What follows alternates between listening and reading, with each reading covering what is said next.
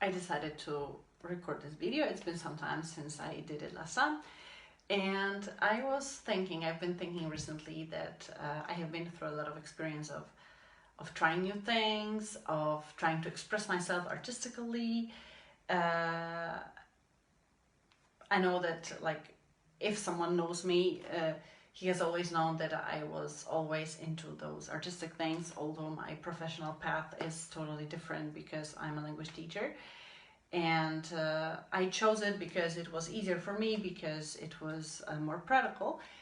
And in my early 20s, I abandoned that artistic path because I felt like I wasn't enough, and I thought that because I was criticized once or twice, and because I wasn't confident enough, I decided to take a different path because I wasn't persistent, because I thought that it doesn't make sense since I'm not the best. But that time I didn't realize that you don't have to be the best to try what you want, what you really want, because if you really want something, you can do everything. But what's the topic of my today's video? It's about being judged, like how the judgment can destroy your life. Oh, I know that might seem serious now, but since the very early age, I was exposed at a certain pressure because I was the only child and I was being treated as a princess. I had a lovely childhood, but at the same time, I have been taught to be a perfect girl, always diligent and obedient, and very good at school. I am very grateful for everything I have received and for everything I have accomplished, because that's why I'm here, like I am the way I am, right? Of course, I am struggling with a lot of things, but because of my family, I have achieved a lot. But at the same time, I was struggling with that perfect image that me as a girl and a teenager I had to have. I used to be a very shy kid. I used to be very afraid of being judged. I was always like by the end of the group when I was like 7, 8, 9 years old. And then when I was like 12, 13, I decided to change, and it was like a twist, like a switch. I switched my personality from being a very shy, reserved kid into a very confident, courageous, and wacky person. But it was only a surface, because inside I was very anxious and neurotic and trying to control everything and trying to be liked at all cost, which is like a big characteristic of someone who has a very low self-esteem. And I know that people who have known me for years, they will say, like, you always seemed a very strong and confident person. Right, I seemed to be. I was struggling to be seen like that. Really, I wanted it so hard. But inside, in fact, I was a very, very lost teenager, full of anger and rebel. And I was very afraid of being judged, and because I was very afraid of being judged, I was overanalyzing, I was overinterpreting things, I was analyzing, overthinking what other people might think about me, and that's why I was receiving criticism in a very bad way. It was like cutting my wings off. So because of that process of overthinking, I thought that I'm not enough because I'm not perfect. So when I do something, I'm not perfect and I am judged, and sometimes I do better, sometimes I do worse. Okay, so what's the point? That's normal. But that time I didn't know that.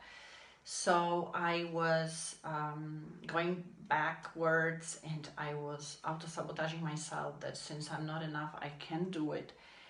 And it took some time. Like, I have graduated, I have started my PhD, I have done post-graduation stuff and a lot of courses. And after all those years, and it was like 3 years ago, I started to think that maybe I will come back to what I love the most, which is art, which is singing, acting, and doing something that involves expression.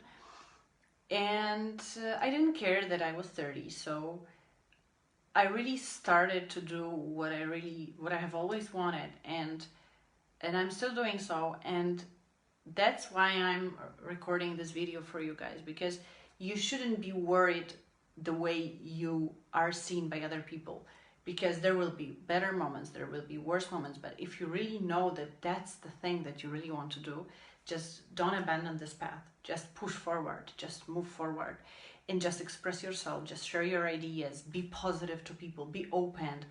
Being defensive is the worst thing I have ever experienced, and I used to be defensive for all those years. When I was 18, when I was 19, 20, 22, I was so defensive, I was so negative, and it's like a national characteristic of ours. I'm Polish, so people are very defensive and they get angry with the whole world, but the world responds to you the way you are to the world. So I discovered that I am what I think, but I didn't, it's so obvious, it's such a common knowledge, but I didn't know that before. So by the time I discovered it, the whole world changed, because the world started to respond to me positively, and I started to be less controlling, less anxious. I used to have panic attacks, yes, I used to have. But I wasn't even aware that they were panic attacks. I was completely unaware. So by the time my awareness went up, I have understood that we create the world we want. So that's the point. We should do what we want, and we should be convinced that that's our path. And even during the times of lows, we also learn from it. We also create our path by our lows. So it's high and low, and it's a normal process. So by accepting that we are not always at the top of ourselves, we can move forward. So if you really know what you want to do, just walk constantly the path, and don't be afraid to express yourself, because the worst thing you can have is abandoning something because other people told you so, or because other people told you that you're not enough, or that it's a stupid idea, or it's a stupid choice. The best choices I have ever made, the ones that people around me didn't accept, but since I felt that my choices were good to me and I really followed my intuition, I really realized what I wanted, and I'm very proud of it, that I didn't let myself drown by those opinions. Because if you're really convinced that that's good for you, you should really go for it. I have decided to leave my country. I decided to go to another continent, to a country that is completely far away, and it's considered a country from the third world. But I had a purpose, I had an objective, and I mingled my private life with a professional life. And maybe because of coincidences, I managed to organize it somehow. And it was one of the best choices I have ever made. I decided to mingle my professional work with singing after work, with trying stand-up. That's the point, that we should really, really be brave enough to try to create new stuff, joining things, mixing things. And since I learned those new things, I wanted to share it with you guys, because it's really important to follow your guts and always trust your intuition. If you really know your objective, know your purpose, then you will not pay attention to someone who, because of the fact that he's jealous, or he thinks that he knows better, which he doesn't, because he doesn't know any shit, right? He doesn't know any shit because he's not you. Of course, you should be aware of what other people think about you. You should be aware of other people's thoughts, and you should be aware of the whole world, and you should be in touch with this world. You should communicate and ask for advice. But if you don't feel like doing something, don't do it because someone fucking told you. You know what's the best for you, because you know who you are deep inside, and then you relate with the world. So that's what I want to share, and I think that's it.